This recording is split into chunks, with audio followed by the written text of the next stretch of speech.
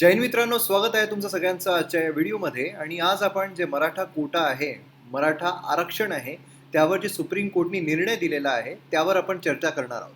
तर या आपण बघूयात काय घडलंय. सगळ्यात आधी कॉन्टेक्स्टमध्ये जर आपण बघितलं तर आपल्याला माहिती पडते की सुप्रीम कोर्टने जे मराठा आरक्षण आहे त्याला नकारलेलं आहे. त्यांनी म्हटलं आहे की हे जे आरक्षण आहे हा अनकॉन्स्टिट्युशनल आहे, इनव्हॅलिड आहे, असं इथे सुप्रीम कोर्टद्वारे सांगण्यात आलेलं आहे. तर आता जे मराठा आरक्षण आपल्या महाराष्ट्र सरकारद्वारे जे देण्यात आलं होतं ते आता अनकॉन्स्टिट्युशनल म्हणून त्यांनी खारिज करून टाकलेलं आहे.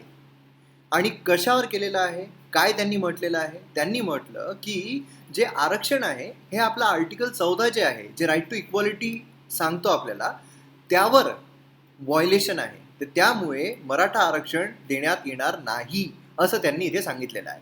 तर आता थोडं आपण बॅकग्राऊंड बघून घेऊ की काय काय घडलेलं होतं, काय काय झालेलं आहे, हे सगळं आपण बॅकग्राऊंड बघू. सगळ्यात आधी आपल्याला माहिती पडते की नोव्हेंबर 2018ला जे महाराष्ट्र लेजिस्लेचर आहे, आपली जे महाराष्ट्र सरकार आहे, त्यांनी एक बिल पास केला होता. बघा काय असते की कुठेही तुम्हाला जर कुठला कानून आणायचा आहे तर तुम्हाला सगळ्यात आधी बिल इंट्रोड्यूस करावं लागते. तर बिल जेव्हा इंट्रोड्यूस होते, आपल्या समजून घ्या की आपल्या लेजिस्लेटिव्ह असेंब्लीमध्ये बिल इंट्रोड्यूस झालं आणि त्यानंतर बिलला पास करावं लागते आणि त्यानंतर जे आपले राज्यपाल असतात, गव्हर्नर असतात, ते त्या बिलला आपली सहमती देते आणि त्यानंतर तो बिल लॉमध्ये, कानूनमध्ये तब्दील होऊन जातो. तर आता इथे बिल जे आहे ते इंट्रोड्यूस करण्यात आला होता आणि युनॅनिमसली म्हणजे सगळ्यांनी मिळून तो बिल पास केला आणि 16% रिझर्वेशन जे आहे मराठा कम्युनिटीला देण्यात आला होता. आणि हा जो रिझर्वेशन आहे हा जॉबमध्ये, कामामध्ये आणि त्याचबरोबर जे एज्युकेशन आहे यामध्ये देण्यात आलं होतं. आणि जे मराठा कम्युनिटी आहे त्यांना स्टेटस देण्यात आलं होतं socially and economically backward class. आणि हा जो एक पॉईंट आहे खूप अतिशय महत्त्वाचा आहे की म्हणजे socially and economically backward class यांना म्हणण्यात आलं, यामध्ये त्यांना इंट्रोड्यूस करण्यात आलं आणि यावर त्यांनी जे आरक्षण आहे ते दिलेलं होतं. आता मराठा जे आहे ते कोण आहे हे आपल्याला इथे माहिती असलं पाहिजे. मराठा जर आपण बघतो तर आपल्याला माहिती पडते की अग्रेरियन कम्युनिटी आहे. म्हणजे काय, म्हणजे शेती करणारी कम्युनिटी आहे. हिस्टॉरिकली जर आपण बघितलं तर हिस्टॉरिकली त्यांना आयडेंटिफाय केलं जाते ॲज अ वॉरियर. म्हणजे जे लढाकू होते ते आपल्याला इथे बघायला मिळतात. जे म्हणजे रूलर्स होते त्यांच्यासोबत हे लढाई करायला जात होते, तर वॉरियर म्हणून आपल्याला ते बघायला मिळतात. पॉलिटिकली फार डॉमिनेटिंग जे आहे महाराष्ट्रामध्ये मराठा कम्युनिटी आपल्याला बघायला मिळते. म्हणजे इथे जर आपण बघितलं तर 75% म्हणजे 75% जे जमीन आहे, लँड आहे राज्यात, ते हे लोक ओन करतात. ठीक आहे. आणि त्याचबरोबर जर आपण बघितलं तर 86 आउट ऑफ 105 जे शुगर फॅक्टरीज आहे ते आपल्याला मराठी कम्युनिटीच्या अंडरमध्ये बघायला मिळते. आणि 55% एज्युकेशनल इन्स्टिट्यूशन जे आहेत त्यावर कंट्रोल मराठा कम्युनिटीचा आपल्याला बघायला मिळते. 70% कोऑपरेटिव्ह बॉडीज जे आहेत त्यामध्ये कंट्रोल आपल्याला मराठा कम्युनिटीचा बघायला मिळते. त्याचबरोबर जे पॉलिटिकल लँडस्केप आहे यामध्ये सुद्धा डॉमिनेशन जे आहे ते आपल्याला मराठा कम्युनिटीचा बघायला मिळते. कशावरून, तर 18 पैकी 12 चीफ मिनिस्टर जे आहेत ते आपल्याला या कम्युनिटीचे बघायला मिळतात. तर आपण इथे बघू शकतो की हां, कम्प्लिटली आपल्या मराठा कम्युनिटी जे आहे ते महाराष्ट्रामध्ये फार जास्त त्यांचं डॉमिनन्स जे आहे ते बघायला मिळते. तर मग इथे रिझर्वेशनची का बरं आवश्यकता पडली, आरक्षणची का बरं आवश्यकता पडली, तर इथे त्यांचं डिक्लाईन जे आहे ते सुद्धा आपल्याला माहिती असलं पाहिजे. आता डिक्लाईनमध्ये काय आहे, तर आपल्याला बघायला मिळते जे अग्रेरियन क्रायसिस आहे. म्हणजे आपण जर बघितलं आहे की जे मराठा कम्युनिटी आहे ते मोस्टली शेतकरी आपल्याला बघायला मिळतात, है ना. तर आता अग्रेरियन क्रायसिस जे आहे म्हणजे शेतीमध्ये जे क्रायसिस आहे ते आपल्याला बघायला मिळाले आणि त्यामुळे जी गॅप आहे लोअर मिडल क्लास आणि मिडल क्लास यामध्ये फार जास्त वाढली. म्हणजे बेसिकली काय आहे की इथे अग्रेरियन क्रायसिस आल्यामुळे आणि मोस्ट ऑफ द कम्युनिटी जे आहे ते ॲग्रिकल्चरवर डिपेंडंट असल्यामुळे ते जे नुकसान आहे त्यांचं ते भरपूर झालं. आणि त्यामुळे कसं झालं आहे की लोअर मिडल क्लास आणि मिडल क्लास जे आहे यामधलं गॅप खूप जास्त वाढलं. आणि त्यामुळे जे जॉब आहे, एज्युकेशन आहे, यामध्ये रिझर्वेशनची डिमांड, आरक्षणची जी डिमांड आहे ती खूप जास्त वाढताना आपल्याला बघायला मिळाली. आणि हा जो बिल इंट्रोड्यूस करण्यात आला होता याआधी आपल्याला सायलेंट मार्चेस जे आहे ते बघायला मिळाले होते, है ना. आपण फार बघितले की खूप मोठा मॉब सायलेंट, म्हणजे जे प्रोटेस्ट होतं एकदम सायलेंट होतं, अगदी सायलेंट होतं. म्हणजे त्यामध्ये काहीच व्हायलन्स नाही आहे, काही तोडफोड नाही आहे, काहीच नाही, एकदम सायलेंट आपल्याला बघायला मिळाली होती. आणि ही एक म्हणजे 101% ही एक मतलब मिसाल आहे, है ना, मिसाल आहे की इतके मोठे लोक विदाऊट एनी व्हायलन्स काहीच न करता ते रस्त्यावर एक प्रोटेस्ट जे आहे ते करत होते. आणि म्हणजे सायलेंट प्रोटेस्ट जे आहे त्यांच्याद्वारे बघायला मिळाली होती. आणि पॉलिटिकल पार्टीज जर आपण बघतो तर यामध्ये आपल्याला बघायला मिळते की 2009 मध्ये असेंब्ली इलेक्शन्स झाल्यावर असेंब्ली इलेक्शन्समध्ये जे नॅशनलिस्ट काँग्रेस पार्टी होती त्यांनी मराठी रिझर्वेशन, मराठी आरक्षण जे आहे ते प्रॉमिस केलं होतं. 2011मध्ये जर आपण बघतो तर बिगेस्ट प्रोटेस्ट रॅलीज जे आहे मुंबईच्या आझाद मैदानमध्ये आपल्याला बघायला मिळाली होती आणि त्याचबरोबर जे सिनियर मिनिस्टर्स होते त्यांनी सुद्धा ते ॲड्रेस केली होती.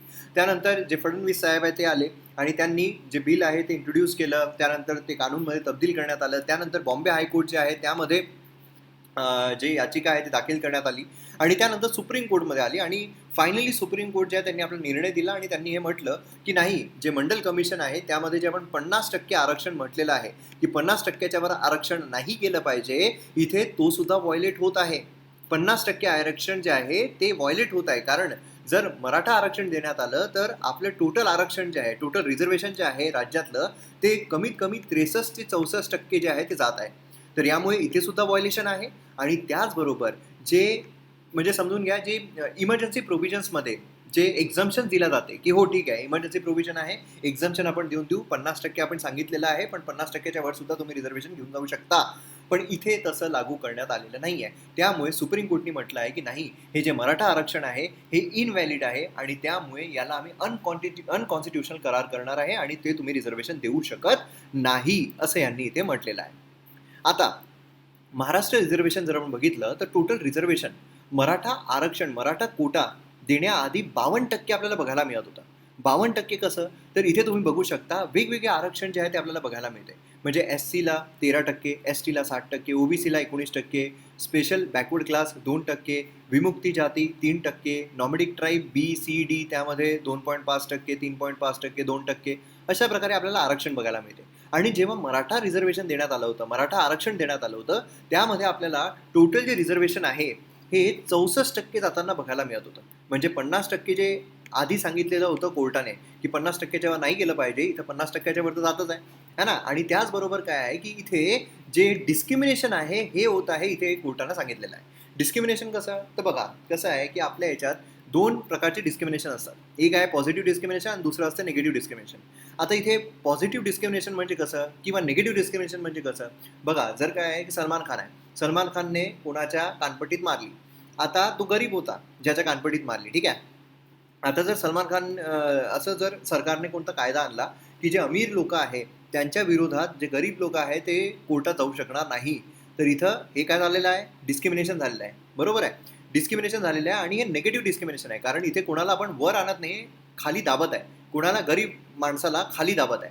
बरोबर आहे. आणि दुसऱ्या ठिकाणी जर आपण बघितलं तर आपल्याला बघायला मिळते की असं समजा की जे गरीब माणूस आहे त्याला कोर्टाची फीस द्यावं लागणार नाही, पण जो अमीर व्यक्ती आहे त्याला कोर्टाची फीस द्यावं लागेल.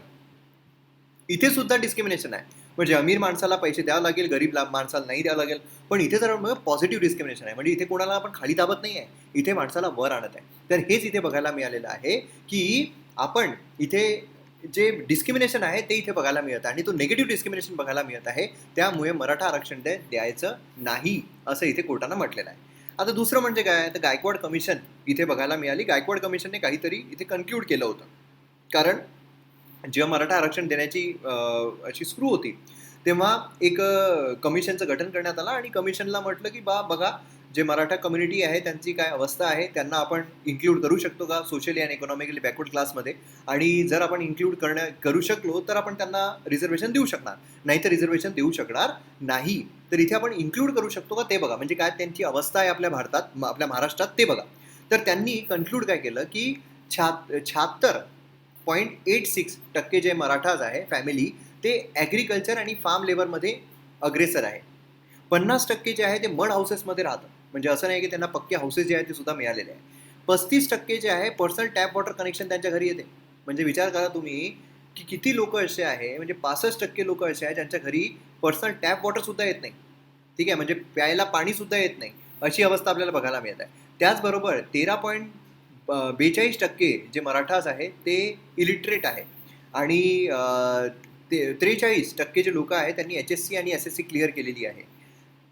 93% जे मराठा फॅमिलीज आहेत त्यांची ॲन्युअल इन्कम म्हणजे वार्षिक जे त्यांची आय आहे, आमदनी आहे, इन्कम आहे ते 1 लाखापेक्षा कमी आहे. तर अशी अवस्था जी आहे ती मराठाची आपल्याला बघायला मिळते.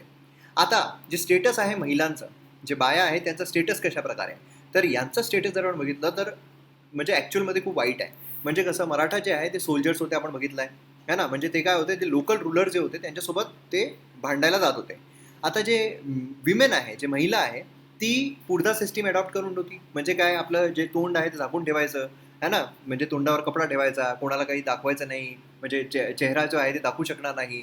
त्याचबरोबर काय होत होतं की हे जे सोल्जर्स होते, ठीक आहे, सोल्जर्स, तर त्यांचं म्हणजे जे आयुष्य आहे ते आपण सांगता येत नाही, कारण ते लढाईला जात आहे.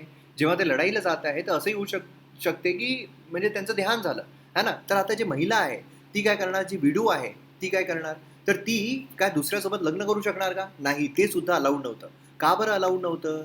का बरं त्यांना परवानगी नव्हती की ते तुम्ही दुसऱ्यासोबत लग्न करू शकता? कारण त्यांचे जे मुलं आहे, त्यांचे जे समजून घ्या, जे पैसे आहे, त्यांची जे जमीन आहे, हे सुद्धा त्यांच्यासोबत चालली जाणार. त्यामुळे कसं होतं की त्यांना लग्न करायला सुद्धा परवानगी नव्हती. म्हणून काय होतं की जे बाया होत्या यांना फील्डवर है ना, यांना काम करावं लागत होतं. त्यामुळे त्यांना पुढे जायला सवलत मिळाली नाही. म्हणजे त्यांना अपॉर्च्युनिटीज मिळाली नाही की ते पुढे जाऊ शकणार है ना. आणि त्याचबरोबर जे चाइल्ड मॅरेज आहे है ना, जे लहान वयातच लग्न करून देतात, जे डावरी आहे, हे सुद्धा खूप जास्त आपल्याला बघायला मिळते. त्यामुळे जे जे म्हणजे मुली आहे त्यांचं एज्युकेशन सुद्धा चांगल्या प्रकारे झालं नाही. त्यामध्ये सुद्धा आपल्याला प्रॉब्लेम बघायला मिळाली. तर हा सुद्धा एक खूप मोठा प्रॉब्लेम होता है ना. तर यामुळे कसं होतं की बा यांची अवस्था इतकी चांगली नाही आहे, तर म्हणून म्हणून यांना सोशली आणि इकॉनॉमिकली बॅकवर्ड क्लासमध्ये टाकायचं. पण आता प्रश्न हा येतो की काय राज्य कुठल्याही कॅटेगरीमध्ये कोणत्या कम्युनिटीला टाकू शकतात का? म्हणजे आता कम्युनिटी आहे आपल्याजवळ मराठा, तर मराठा कम्युनिटी जे आहे त्यांना जे राज्य आहे, जे स्टेट आहे, ते काय सोशली इकॉनॉमिकली बॅकवर्ड क्लासमध्ये टाकू शकतात का? हा एक खूप मोठा प्रश्न आहे, जे तुम्हाला एक्झाममध्ये सुद्धा विचारला जाऊ शकते. आता इथे जर आपण बघितलं, टेक्निकॅलिटी बघितली, तर आपल्याला बघायला मिळते की स्टेट जे आहे ते फक्त सजेशन सांगू शकतात. आणि जे कमिशन आहे, स्टॅट्युटरी कमिशन, त्यांना हा अधिकार असतो की ते कुठल्या कम्युनिटीला सोशली आणि इकॉनॉमिकली बॅकवर्ड क्लासमध्ये टाकू शकतात, जेणेकरून आपण रिझर्वेशन देऊ शकणार. आणि शेवटी कोण असतो? प्रेसिडेंट, राष्ट्रपती, त्यांच्याजवळ ही पॉवर असते. सेंटर जे आहे ते सुद्धा तेच फक्त एम्पॉवर्ड आहे की ते आयडेंटिफाय करू शकणार की socially economically educationally backward class जी आहे ती बेसिकली कोणती आहे. आणि ती कोणती आहे जर त्यांनी सांगितलं, त्यामध्ये त्यांना रिझर्वेशन, जे बाकी राज्य आहे त्यांना रिझर्वेशन त्यांना द्यावंच लागेल. म्हणजे समजून घ्या, एक पर्टिक्युलर कम्युनिटी आहे ABC नावाची, जर सेंटरने, जर केंद्रने त्यांना सोशल आणि इकॉनॉमिक एज्युकेशनली बॅकवर्ड क्लासमध्ये टाकलं, तर यांना आता रिझर्वेशन देणे आवश्यक आहे. आणि यांना रिझर्वेशन राज्याला सुद्धा द्यावं लागेल. असं राज्य म्हणू शकत नाही, नाही आम्ही थोडी मानतो, आम्हाला नाही पाहिजे, आम्ही नाही देणार है ना. असं नाही झालं पाहिजे. आता राष्ट्रपती जर आपण बघितलं तर ती फायनल ऑथॉरिटी असते, ठीक आहे. ते इथे एम्पॉवर्ड असते की ते कुठल्याही सोशल इकॉनॉमिकल बॅकवर्ड क्लास कुठल्याही कम्युनिटीला आयडेंटिफाय करू शकतात आणि ते लिस्टमध्ये टाकू शकतात, ठीक आहे. आर्टिकल जे आहे ते कलम सुद्धा तुम्हाला माहिती असली पाहिजे. सेंट्रल लिस्ट जी आहे ती एकमेव अशी लिस्ट असणार आहे SEBC साठी. तर हा सुद्धा खूप महत्त्वाचा आहे. म्हणजे राज्य आपापली लिस्ट बनवू शकत नाही की आम्ही यामध्ये या कम्युनिटीला या लिस्टमध्ये टाकलेलं आहे, त्या कम्युनिटीला त्या लिस्टमध्ये टाकलेलं आहे. एक वेळा जर पब्लिश झाली तर आर्टिकल 342A मध्ये तर लिस्ट जे आहे ते फक्त अमेंड केल्या जाऊ शकते, दुरुस्त केल्या जाऊ शकते पार्लमेंटद्वारेच. फक्त जे आपली पार्लमेंट आहे तीच इथे संशोधन चेंज जे आहे ते करू शकते. हे खूप इम्पॉर्टंट आहे. आता प्रिलिम्समध्ये सगळ्यात महत्त्वाचा प्रश्न तुम्हाला जे येऊ शकतो ते हे आहे की कमिशन जे आहे, जर त्यांनी कुठली रिपोर्ट प्रिपेअर केलेली आहे, ठीक आहे, आयडेंटिफाय करून की या कम्युनिटीला आपल्याला यामध्ये टाकायचं आहे, आणि त्यांनी ती रिपोर्ट शेअर केलेली आहे स्टेटसोबत, राज्यासोबत जर ती शेअर केलेली आहे की आमच्याजवळ ही एक रिपोर्ट आहे आणि यानुसार या कम्युनिटीला आपल्याला या सोशली इकॉनॉमिकली एज्युकेशनली बॅकवर्ड क्लासमध्ये टाकायचं आहे, तर यामध्ये राज्य बाउंड राहणार आहे. राज्याला त्या कम्युनिटीला त्यामध्ये रिझर्वेशन देणे आवश्यक आहे, जे तुम्हाला म्हटलं होतं, ठीक आहे. तर फायनल जे डिटर्मिनेशन असते कोणाचं असते? राष्ट्रपतीचं असते, यामध्ये under article 342A sub clause 1. तर हे तुम्हाला इथे माहिती असलं पाहिजे. म्हणजे बेसिकली राष्ट्रपती म्हणजे काय? राष्ट्रपती म्हणजे सेंट्रल गव्हर्नमेंट, कारण राष्ट्रपती has to act and advice of council of ministers म्हणजे सेंट्रल गव्हर्नमेंट. तर हे तुम्हाला माहिती आहे, ठीक आहे. तर आता मी अपेक्षा करतो तुम्हाला शॉर्टमध्ये तुम्हाला सगळे कॉन्सेप्ट समजण्याचा प्रयत्न केला, जेणेकरून 1-1 तास 2-2 तास या विषयावर आपण इतकं तुम्हाला प्रश्न जे आहे ते सुद्धा येणार नाही. तर एक्झाम ओरिएंटेड जर बघितलं, यावर 1 तास 2 तास 3 तास देणे काही गरजेचे नाही आहे. यामध्ये आपल्याला 15-20 मिनटं, जास्तीत जास्त अर्धा तास सफिशियंट आहे. जितकी माहिती आपल्याला हवी होती ती माहिती आपण इथे घेतलेली आहे, आणि या बाहेर तुम्हाला परीक्षेत काहीही विचारलं जाणार नाही आहे. तर शेअर करा, सबस्क्राईब करा चॅनलला, लाईक करा, कमेंट करा. भेटूया आपण पुढच्या व्हिडिओमध्ये.